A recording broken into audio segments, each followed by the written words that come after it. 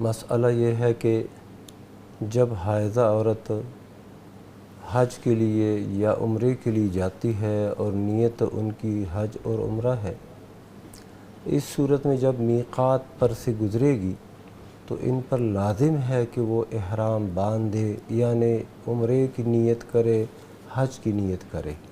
جب ان کا ارادہ یہ حج یا عمرے کا ہے تو میقات سے بغیر احرام کے گزرنا ان کے لیے جائز نہیں ہے۔ اچھا، ٹھیک ہے۔ اور یہ جو حیض ہے یہ احرام کے منافی نہیں ہے، یعنی ایک عورت حالت حیض میں ہے تو یہ نہیں سمجھنا چاہیے کہ یہ حج کا احرام نہیں باندھ سکتی، حج کی نیت نہیں کر سکتی یا عمرے کی نیت نہیں کر سکتی۔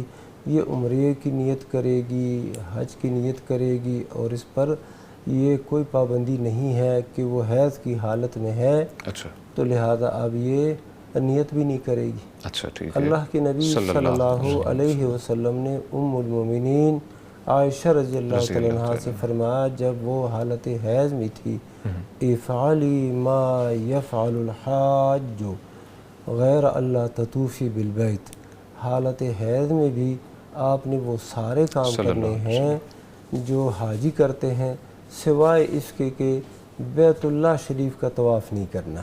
اچھا، تو بیت اللہ شریف کا طواف جو ہے یہ اس کے لیے منع ہے۔ باقی تمام امور، یعنی وہ حج پہ گئی ہے اور حالت حیض میں ہے تو طواف نہیں کرے گی، وہ سیدھا چلی جائے مینا پہ، مینا میں رہے، حالت حیض ہی میں وہ حج ادا کرے، پھر اسی طرح عرفات میں جائے، پھر مزدلفہ میں جائے، پھر مینا میں آئے، کنکری مارے، سارا کچھ کرے، لیکن وہ طواف نہیں کرے گی۔ ٹھیک ہے۔ اچھا جی، جب وہ پاک ہو جائے گی تو طواف بھی کر لے گی۔ تو یہ اس کی یہ بھی ایک دلیل ہے ام المومنین عائشہ رضی اللہ عنہ والی۔ دوسری دلیل ہے کہ اسماء بنت امیس رضی اللہ عنہ خاتون ہے، وہ حج کے لیے نکلی نبی صلی اللہ علیہ وسلم کے ساتھ، اور جب ذوالحلیفہ پہنچی تو وہاں پر بچے کو جنم دیا، حالت نفاس میں ہو گئی۔ تو نفاس اور حیض کا ایک ہی حکم ہے۔ اللہ کے نبی صلی اللہ علیہ وسلم نے اسے یہی حکم دیا کہ وہ نیت کرے حج کی اور چل پڑے۔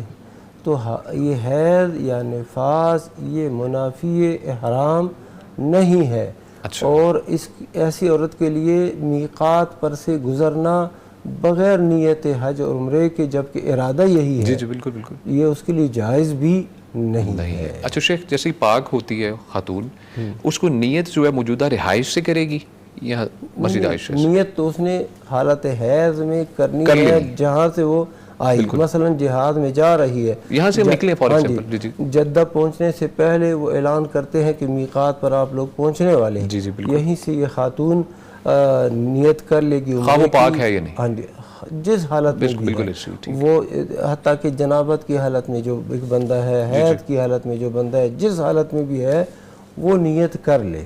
نیت کرنے کے بعد جب وہ حالت بدل جائے گی، باقی احکام وہ باقاعدہ ادا کرے، باقی ساری پابندیاں لاگو ہو گئی ہے، یعنی دستانے یہ خاتون نہیں پہنے گی، نقاب نہیں پہنے گی، اسی طرح خوشبو نہیں لگائے گی، اور اپنے ناخن بال وغیرہ نہیں کاٹے گی، پابندیاں اس پر لاگو ہیں۔ اچھا، ایک دوسری جو صورت ہے وہ یہ ہے کہ ایک عورت جو ہے یہ نیت تھی اور بغیر احرام کے ایسے ہی چلی گئی، عدم علم کی وجہ سے اس نے کہا میں تو حیض سے ہوں تو میں کیا احرام باندھوں۔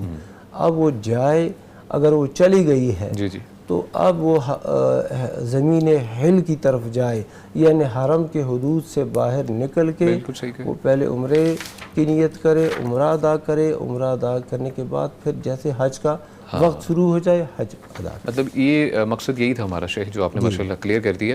بہت سے لوگوں کو علم ہی نہیں اس بات کا، تو وہ پھر وہی معاملہ ہے کہ رہائش پہ جا کر یا یہ ترتیب رہتی ہے۔ بعض لوگ اس میں پھر یہ سختی کرتے ہیں کہ یہ بغیر احرام کے گزر چکی ہے، لہذا اس کے اوپر دم ہے، تو اس کے اوپر کوئی دم نہیں ہے، استغفار کرے، اللہ سے معافی مانگے اور بس۔